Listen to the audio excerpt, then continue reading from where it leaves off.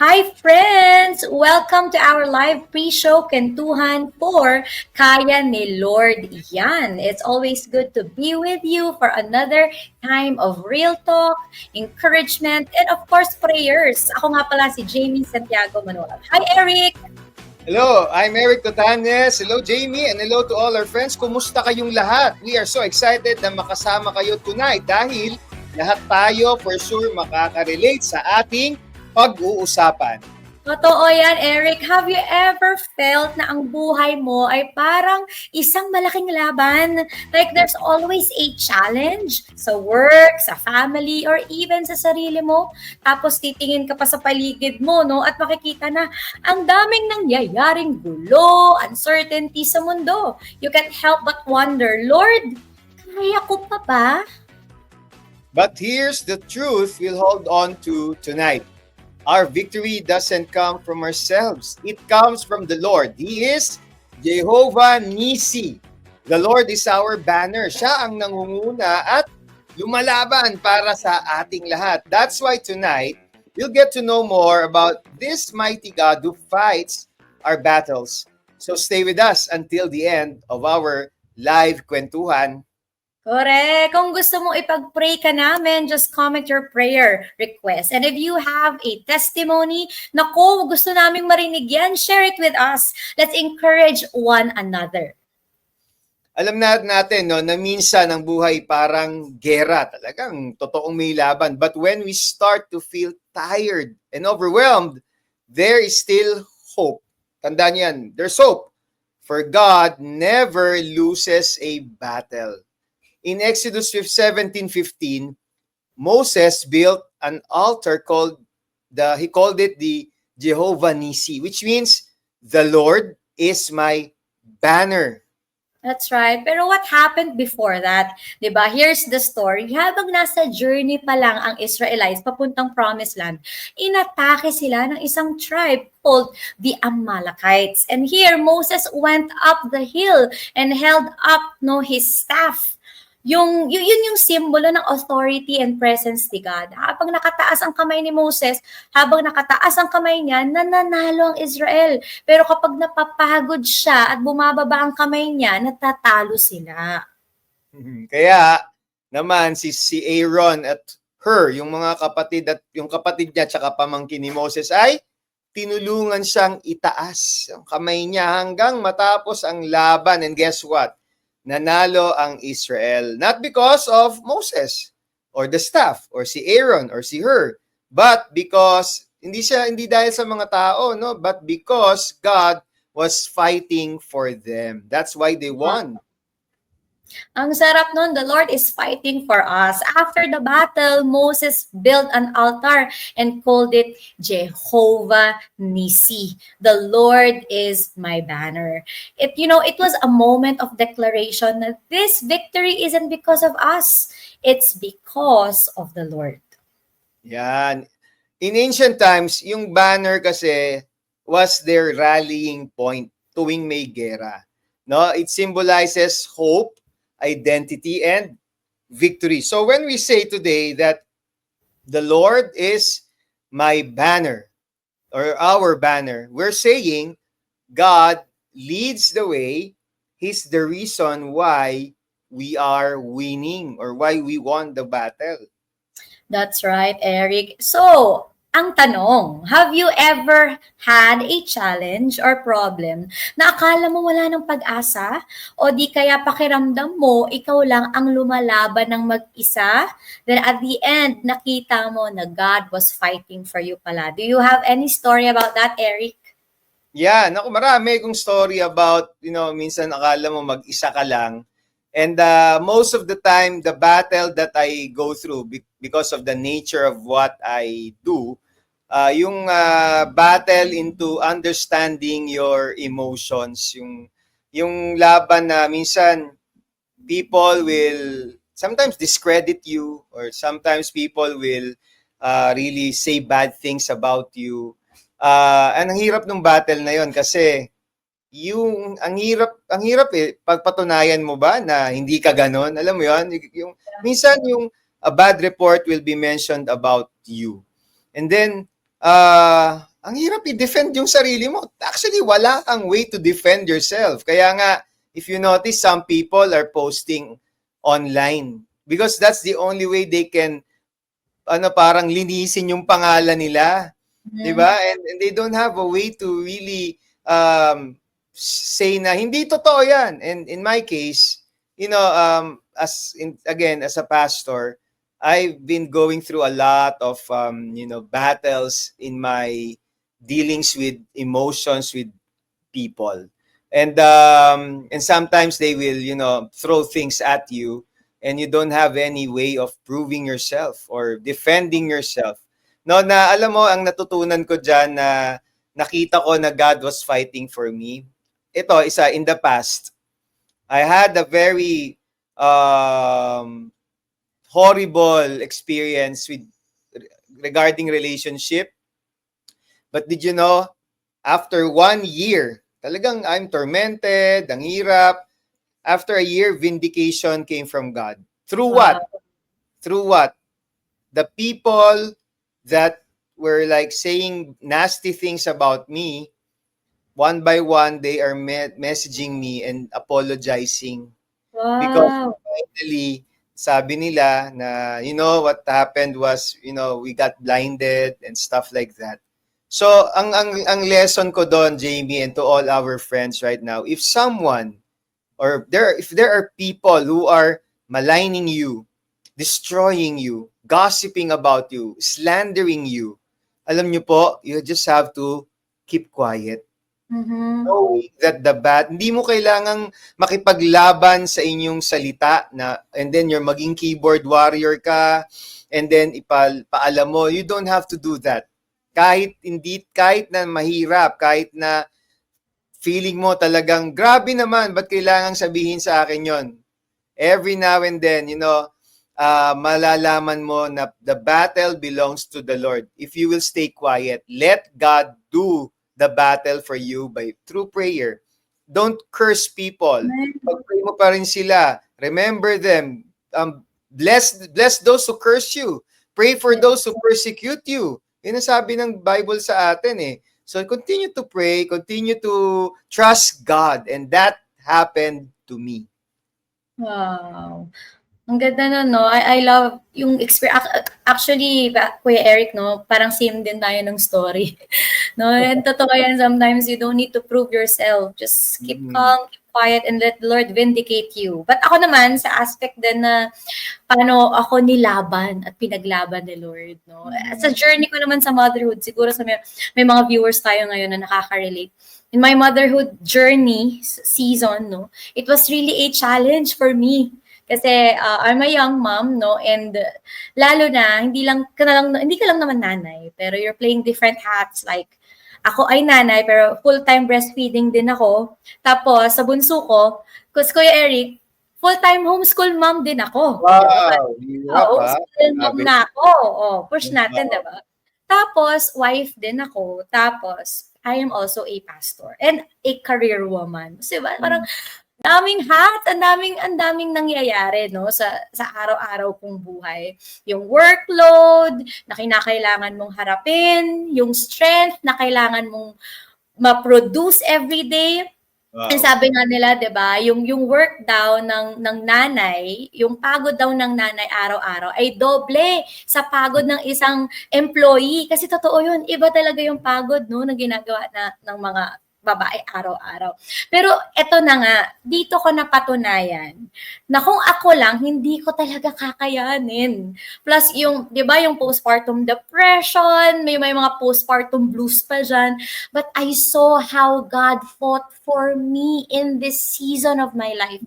That even though you are facing different hats, different challenges in life, it is the Lord who will sustain you. It is the Lord who will fight for you. Ano kailangan mong gawin? You only need to be still. Ang kailangan mo, maniwala, magtiwala, at kumapit sa Panginoon. Kasi ako lang sinasabi ko parati, Lord, pagod na ako. Yan. Lord, di ba? Kung ako lang, hindi ko to kakayanin. Pero Lord, kasi kaya mo, kaya ko na rin. And He sustained me mula noon hanggang ngayon. And indeed, He fight He fought for me. Ayun! Ganda naman nun, Jamie, no? Talagang you have to be still. No, may Yes. kantangan ganyan, di ba? No? And know that God is really fighting for you. And maraming kwento sa Bible that, talks about, and I love what Jamie said, no? Marami siyang laban bilang nanay, bilang asawa, bilang teacher, bilang career person, bilang full-time minister. Those, are real battles in life. And I love it when she do it knowing that, the strength that she can fight those battles with is really the strength that comes from the Lord. Ito naman, no, Jamie, real talk. Madali kasi, di ba, sometimes madaling sabihin na the battle belongs to the Lord. Pero mahirap yan kapag nandun ka na sa battle, no? Correct! Parang, okay, the battle belongs to the Lord. Pero pag nandyan na, saan ka na, Lord? Di ba? Ang hirap maniwala, magtiwala, lalo kung kitang-kita natin na yung gaano kahirap. Kagaya sa mo, di ba? You go through those dobleng pagod. Nakita mo parang kailan matatapos to? Yung sitwasyon ko, paulit-ulit na lang. And mind you, Jamie, and to all the moms, hanggat hindi nakaka-graduate yung mga anak nyo, you will keep on doing that same thing all over again and multiply it to the number of children that you have. Kaya ngayon, pag-usapan naman natin kung paano ba natin nararanasan talaga si Lord. Na masasabi natin, He is my Jehovah Nisi, or the Lord, our banner in our lives, Jamie. Paano? Gusto ko yan, Eric, no? Here are some of the reminders, responses, when you are facing your battles. So, unang-una, isulat mo to, pwede mo isulat, no? First is show up. Ang ganda ng word na to, no? Naririnig natin to lately, nag-trending tong word na to sa social media. You gotta show up. Kasi may isang story sa Bible which reminds us that sometimes all that God asked of us is to show up. Diba? Si David sa 1 Samuel 17 wasn't a soldier. He was just delivering food. Parang diba? Parang grab food, parang delivery. But he's more than that. He's delivering food sa mga kapatid niya. Pero nung nakita niya si Goliath, na nilalait yung mga armies ng Panginoon, something rose up inside him. Nasabi niya sa sarili niya, dapat hindi niya ginaganyan ang mga anak ng Diyos. And everyone else was too afraid. Lahat takot. Pero si David, lumaban siya. Not with an armor, not with a sword, but with faith. Sabi niya sa verse 45, di ba? You come against me with sword and spear and javelin, but I come against you in the name of the Lord Almighty. Yun, di ba? We saw how David showed up. He stepped out. Kahit na maliit at considering na talagang by the looks of it, na mahina siya, di ba?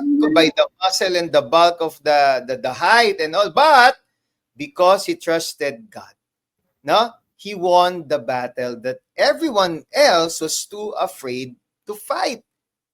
Because we can say, victory won't happen if we don't show up for the fight. Tama naman si Lord naman ang lalaban sa'yo. Pero, asan yung representative ko dito? Ikaw yun. Ire-represent mo yung laban na to ni Lord. Lord, laban natin to. Pero ikaw nito, I just need to show up. Diba, wag kang absent. Paano ka papasa kung absent ka ng absent? Paano ka naman mananalo kung di ka magpapakita? We need to have that mindset na hindi pwedeng pabayaan lang naman natin, di ba? Mga kaibigan, victory starts when you simply choose to stand. Show up and say, God, I'm here. I don't know how to overcome my situation, but I'm showing up by saying, I trust you, God. I love that. Sabi nga, di ba, there's power when you show up. There's power in availability. Grabe talaga yung anointing, no, when you show up. Second, di lang showing up, but look up before you look around. Ang ganda ng word, no? Look up before you look around. Don't base your hope on what you see. Diba? Base it on who God is. I love what Psalm chapter 121 verses 1 to 2 says. Sabi niya doon, I lift up my eyes to the mountains. And where does my help come from? My help comes from the Lord, the maker of heaven and earth. Kaya kapag naguguluhan ka na sa paligid mo, kaya minsan, di ba, kaya tayo naguguluhan kasi tingin tayo ng tingin sa nangyayari sa paligid eh. But sometimes, let's refrain from looking around, but choose to look up in faith. Wow, ganda. And thirdly, worship even in the middle of the battle. Wow, ganda nito. You know, praise isn't just for the victory part, it's for the battlefield. May kwento sa Bible na magpapatunay dito in 2 Chronicles 20, si King Jehoshaphat faced a massive army, but instead of panicking, he prayed like this. Ito yung prayer niya, we don't know what to do, but our eyes are on you. God answered in verse 15, do not be afraid or discouraged because of this vast army, for the battle is not yours, but God's. Wow, di ba? Kita mo yon? Sa gitna na ng laban, di ba? O so ano nangyari? They worshipped and God gave them the victory without lifting a sword. Narinig nyo ba yon? Lalaban na. Gera na. They prayed. Trust God. Praise God. Without lifting a sword, they won. Ganon kabuti si Lord. Minsan, hindi ka pa kumikilos ng palaban, okay na. Tinapos na ni Lord. Kaya, show up ka talaga, look up ka talaga, and you have to praise Him during that battle. Sometimes, you know, He just wants us to trust and worship Him. Well, yun ang gusto ni Lord eh. Maniniwala ka ba sa Kanya? Magtitiwala ka ba sa Kanya na kahit may problema ka, kaya kong magpuri sa iyo, Lord. I can still worship you even in the middle of the battle because I know you are fighting this battle for us. Wow, ang sarap ng pakiramdam na the Lord is really fighting for us. And of course, tulad again ni Jehoshaphat, di ba? Kahit hindi pa dumating yung sagot o victory ng battles natin, kahit hindi mo pa nakikita yung result, di ba? Worship anyway. So, ikaapat naman, sabi niya dito, hold the banner high by speaking God's word over your situation. Don't let fear or doubt be louder than God's promises over your life. I-declare mo yung salita ng Panginoon. And I was reminded in Joshua chapter 1 verse 9, sabi niya doon, have I not commanded you?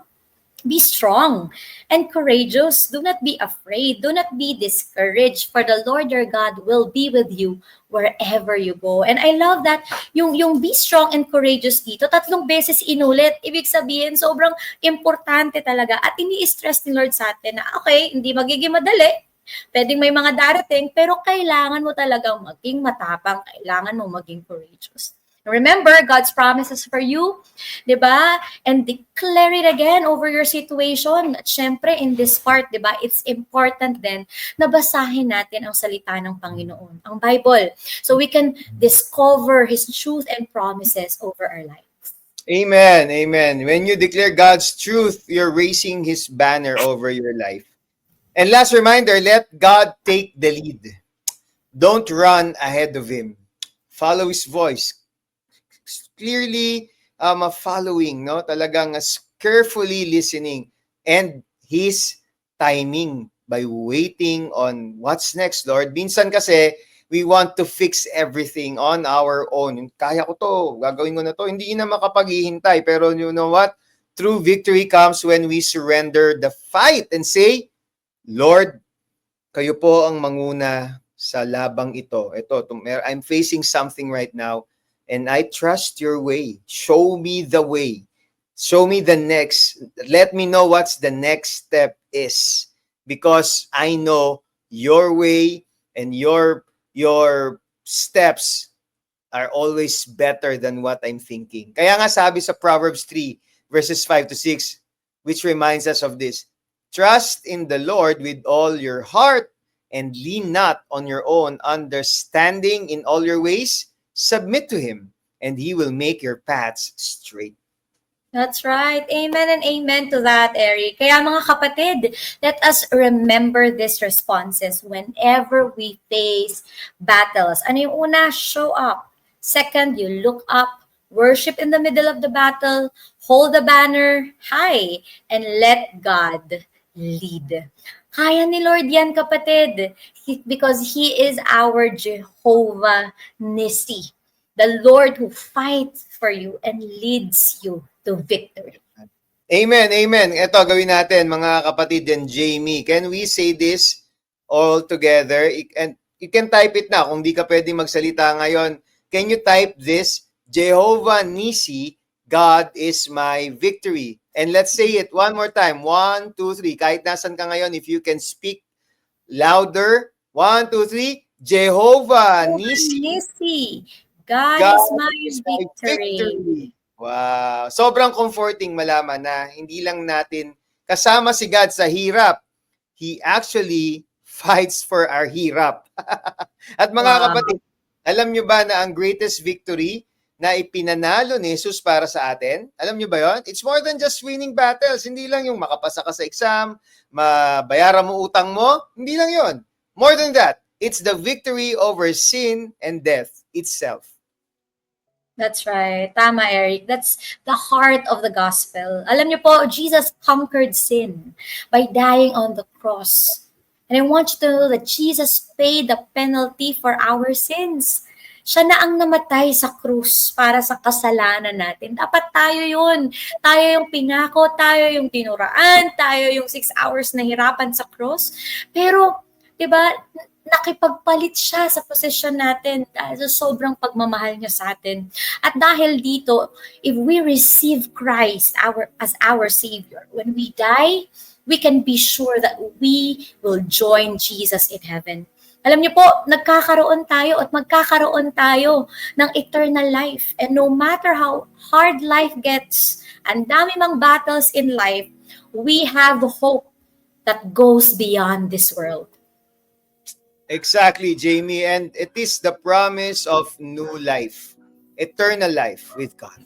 And the beautiful part is, it is available to anyone, everyone, whoever believes in God will not perish, but have eternal life. Kaya naman, ang tanong namin po sa inyo, gusto nyo po bang makatanggap, maranasan ang katagumpayan na galing sa Diyos?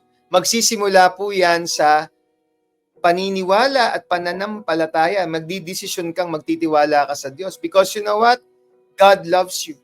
John 3:16 says, "For God so loved the world, that He gave His only begotten Son, that whoever believes in Him shall not perish but have eternal life." Mahal na mahal ka ng Diyos, kaibigan. Siguro narinig mo na to dati pero parang wala. Pero today is the day that God allowed you to listen to this message, and He is reminding you again and again. Because you know what? Hindi nagsasawa ang Diyos. Hindi siya nagsasawa kailanman na ipaalala sa atin na mahal niya tayo. Amen. So if you want to accept Jesus Christ, matagal ka nang nagdarasal ng matapos na itong problema mo, gulong-gulo ka na sa buhay mo, paulit-ulit na lang ang cycle ng mga pangyayari ng kamalasan, kapangitan sa buhay mo, it can end today. If you will put your faith in God, God can start to change you if you will put your faith in Him. So why don't we pray this simple prayer? The prayer will not save you, Jesus will, but the prayer is an act of faith to the one who can save us. Pray this prayer with me. Dear God, forgive me of all my sins. I'm tired. And I don't know. I want to give up. But right now, I want to accept this new gift, this new life, this free gift of salvation and eternal life. Jesus Christ, come in. I accept you in my life. I welcome you in my life. Be my God. Be my Savior. Wala na po akong pwedeng takbuhan. Wala na akong pwedeng puntahan. Ikaw lang, Panginoon, ang aking pag-asa. And right now, if you pray that prayer, kapatid, say this again. Thank you, God, for a new beginning, a new hope, and a new life with God. In Jesus' name, amen and amen. Amen. Powerful prayer. Thank you, Jesus, dahil sa inyo ay may katagumpayan. Kayo ba ay sumabay sa aming panalangin? Comment na lang po ang yes, tinanggap po si Jesus sa comment section. And I want you to know, we want to celebrate with you dahil you are now part of God's family and who can experience more of God's victorious works. Congratulations! Amen. At syempre, we also want to encourage you to grow in your faith. Kaya naman, we have a space for you where you can know God more and more. Type nyo na ngayon, BSG, sa comment section and we will connect you to a Bible study group. Yes, friends, because we get to experience God's victory, let us also share this to others. Ang katagumpayan na mayroon ang Panginoon sa atin is definitely worth sharing, di ba? God also wants to bring victory to our communities, to our nation as well. Amen. At kahit pa gaano ka-hopeless yung nation, Jamie, ganun ba? Kahit pa maraming gulo, injustices, crimes, at iba pang hindi magagandang pangyayari sa bansa, ganun ba yon? Yes, Eric. Yes na yes talaga. Tulad na lang nung time, di ba, ni Moses, God gave Israel victory kahit na marami silang disobedience sa Panginoon. And for us today, we need to declare God over our nation at sa iba pang mga bansa and ask for His help in humility. Kaya sabi nga sa 2 Chronicles chapter 7:14, if my people who are called by my name will humble themselves and pray and seek my face and turn from their wicked ways, then, ano daw, I will hear from heaven and I will forgive their sin and I will heal their land. Indeed. It is true that God also wants victory for nations, pero hindi ito mangyayari if hindi kilala ng mga tao ang Diyos natin that gives victory. And speaking of battles, did you know that one of the serious battles today is the battle for souls? According to Joshua Project, out of the world's 8.08 billion people, around 3.49 billion people are still unreached. Ibig sabihin, hindi pa nila nakikilala si Jesus Christ sa buhay nila. Here in Asia alone, with more than 4 billion people, over 3 billion wow! Don't know Jesus yet. Ang dami pa pala, Jamie. Grabe, no? And friends, these aren't just statistics. These are lives, souls who does not know Jesus yet. But God loves them so much. And if you've experienced His grace and victory in your life, then we are called to share the same hope with them.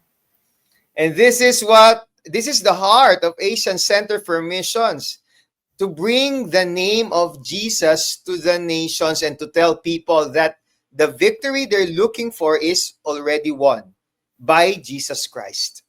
Kaya naman, ACM is the missionary training arm of CBN Asia.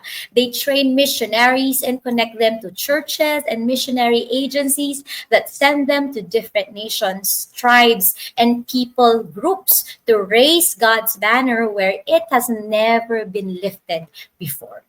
And here's some good news. Since 1995, ACM has already trained more than 2,000 missionaries in different parts of the world, bringing the light of Jesus to places where darkness has been winning for too long.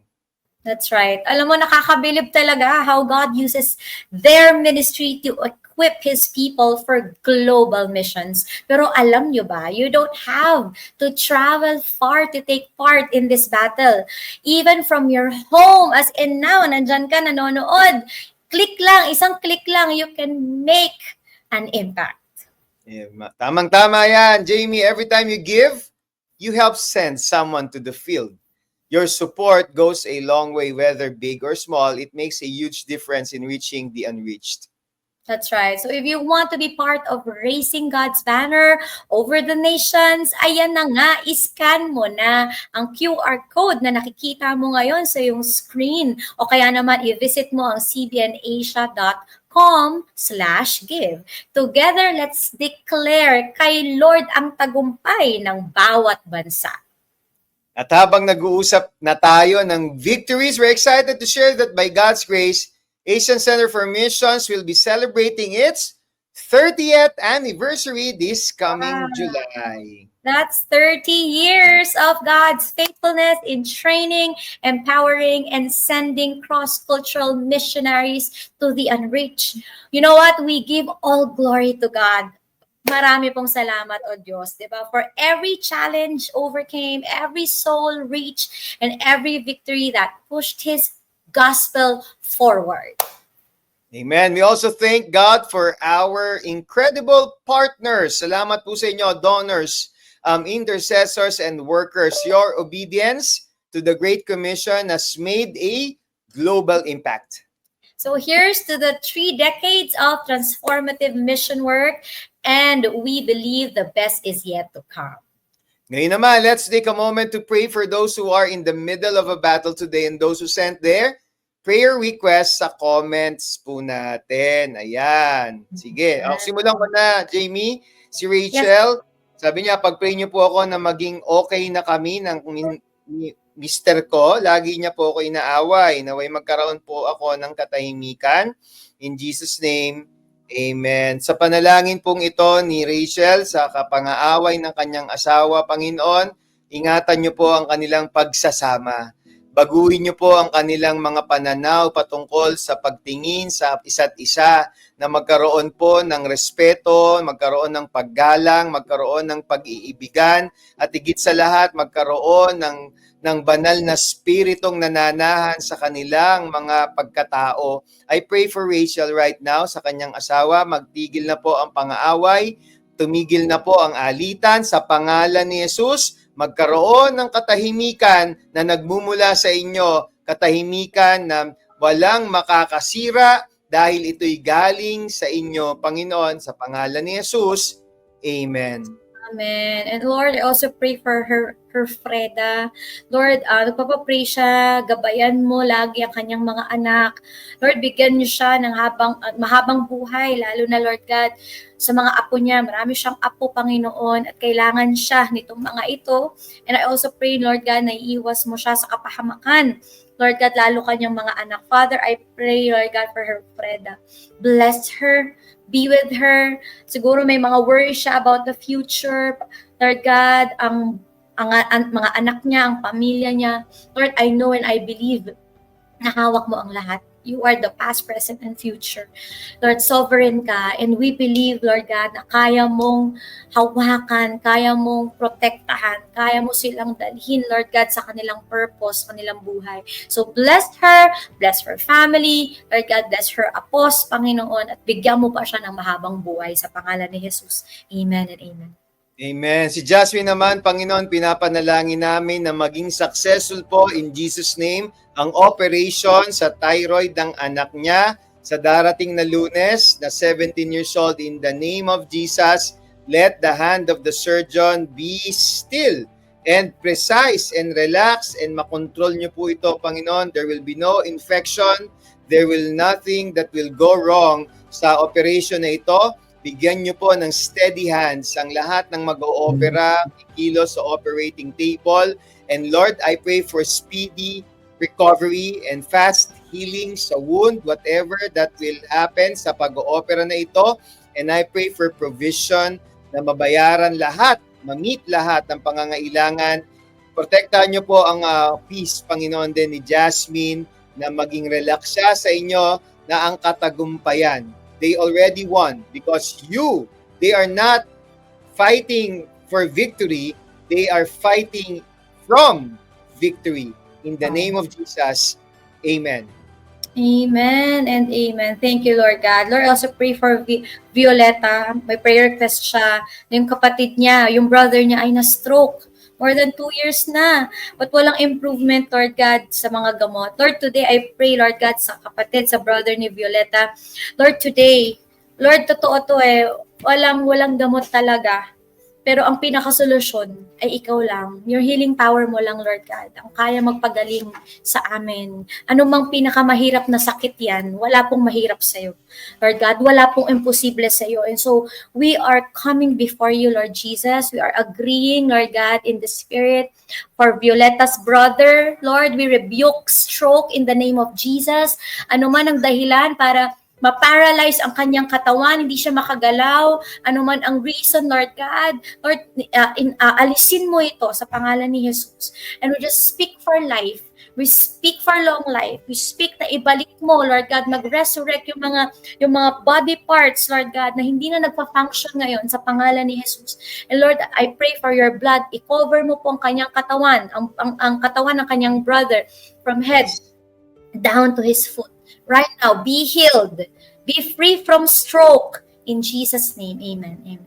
Amen. And I pray right now for Aida, who is 68 years old, who has many illnesses, but she always being left alone. And according to the doctor, she needs to undergo surgery. But she is trusting you right now through prayers that she will be healed even without surgery. And that can happen, Father God, sa buhay ni Aida.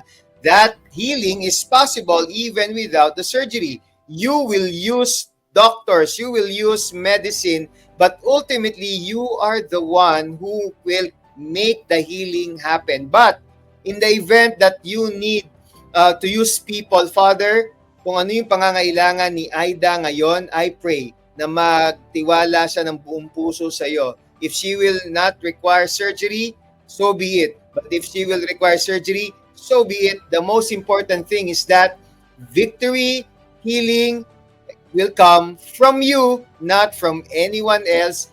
Bless Aida right now. Tanggalin niyo po ang pag-aalala, tanggalin niyo po ang takot, at tanggalin niyo po ang anumang humahadlang sa kanya para patuloy siyang magtiwala at manampalataya sa inyo. And I pray for healing right now in the name of Jesus for Aida. Amen. Amen. Amen. Lord, I also pray for MDI. Lord, please protect and save her, Lord Jesus. Lord God, sa kanyang pinagdadaanan. Hindi man specific na nailagay niya kung ano po yun, but alam mo, Lord. Alam mo yung situation niya, alam mo yung prayers niya, alam mo yung nasa puso niya, yung nasa isip niya. And so I pray that you rescue her right now to whatever situation that is, Lord God. And gaano man kahirap ang pinagdadaanan, anumang challenges, Panginoon, siya lang ang nakakaalam, ikaw at siya lang ang nakakaalam. Lord, ikaw po ay kumilos, Lord God, and we believe, God, that you are the only solution to every problems. So we declare victory over this prayer request. We are setting it, Lord God. We are declaring for a yes according to your will and purpose in Jesus' name. Amen and amen. Maraming salamat sa mga nagpadala ng kanilang mga prayer request. At para naman sa mga hindi namin na ipag-pray, don't worry dahil meron tayong prayer center staff who will pray for you. Kung nais mo naman maipag-pray even after the show, i-message mo lang aming Facebook page. Yan. Siyempre naman, hindi rin natin naahayaan, Jamie, na matapos ang episode na ito nang hindi natin na isa-shoutout ang ating mga viewers. Simulan ko na kay Joanne. Hello po, watching from Dubai. By God's grace po, always fighting. Thank you, Lord, Joanne, to keep on worshiping God through your seasons of battles. God bless you. And si Jane Blas, thank you, Lord, for protecting us, and thank you for the answered prayer. We are celebrating with you, Jane. Thank you for sharing that wonderful message. God bless you, Jane. Si Violetta rin, watching daw siya from Dubai. Hello, that's true. Sobrang hirap if mangyayari yan sa'yo. Tama, no? Si Rose Baby naman, sabi niya, Lord, sana po malagpasan ko po lahat ng mga financial problem ko. Mag-isa po akong lumalaban. Lord, pinagpipray din namin si Rose Baby, Lord. Ikaw po tumulong sa kanya kung paano magpo-produce ng wealth, Lord God. And masustain siya sa pangangailangan niya in Jesus' name. At si Mary Jean, sabi niya, relate ako sa'yo, ma'am. As a single mom. Nako, relate tayo dyan, mga nanay. Si Luz V. Teston, she made the wonderful notes na show up, look up before you look around. Amen, Lord. God bless you, Luz V. Thank you. Maria and James, thank you, Lord Jesus. Blessed is she who has believed that the Lord would fulfill these promises to her. Kaya ni Lord yan, nabigyan kami ng pambili ng bahay at lupa dito sa Japan. And I believe and I receive all now the financial provisions and overflowing blessings, Father God. We pray na matuloy po itong panalangin ito. Nothing is impossible with you, Maria and James. The new house is just right there waiting for you. In the name of Jesus, amen. Amen. Si Sheila Nick din. Sabi niya, nagtitiwala ako na ako naman ang ipapanalo ni Lord. Nako, ang gandang declaration niyan, Sheila. Si Jel V. Jehovah Nissi, God is my victory. Amen, Jel. At si Maria, sabi niya, God save the Philippines, Luzon, Visayas, at Mindanao. Ayan, we want to appreciate all of you na sinamahan kami ngayong gabi. We hope that all of us were reminded na kay Lord talaga ang tagumpay. Hindi lang para sa laban natin ngayon, kundi para sa mga buhay, 'di ba? Buhay na walang hanggan. Yes, at pahabol lang na ito, no, Jamie, si Alma, si John, si Rosemary, si MDI, si Virgie, Jeneline, MJ, at si Maria Eliza ay nagsabing, yes, tinanggap ko si Jesus. Yes, si Aista din, si Michael, si Eileen, si Malu, si Catherine, si Janie, si Lay. Ay nako, welcome to the family of God. We are so happy. At meron din nag-comment, they want to be part of a Bible study group. Ayan, Kuya Eric, sino-sino sila? Yan, si John, si Honey, si Virgie, si Juliet, si Jacqueline, si Anthony, si Carol, Rialyn, and Jeneline. Wow, praise God. I'm excited for all of you. Yes. Okay, Eric. Yes, kaya naman, you know what? Samahan niyo po kami ulit bukas para sa isa na namang kwentuhan na full of faith and encouragement. Same time, same place, the 700 Club Asia Facebook and Instagram pages at sa CBN Asia Facebook page. At syempre, don't miss our live TV special, Kaya ni Lord Yan. Mamayang hating gabi na yan sa GMA and live din sa the 700 Club Asia and CBN Asia Facebook pages at YouTube channel of the 700 Club Asia. You can also watch online via our website. Just visit cbnasia.org/live TV. Thank you so much for joining us tonight. And remember, kay Lord ang ating tagumpay. God bless. Bye.